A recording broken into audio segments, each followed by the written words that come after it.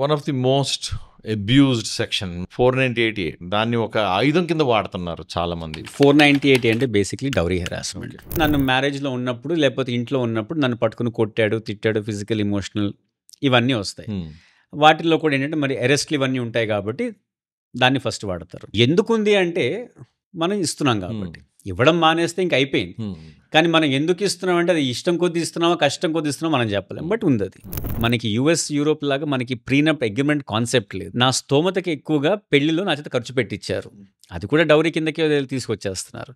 కానీ ఇప్పటికి ఇంకా కూడా there are many cases of wrongly used dowry harassment and rightly used. How do you safeguard yourself అంటే దానికి ఒకటే answer, there is no way to save yourself. ఇస్తే ఇవ్వండి, పిల్ల పేరుతో ఇవ్వండి.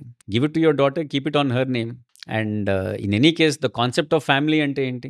What is yours is mine, what is mine is yours, and everything is ఆర్స్. నా పేరుతో ఉంటే నీ పేరుతో ఉంటే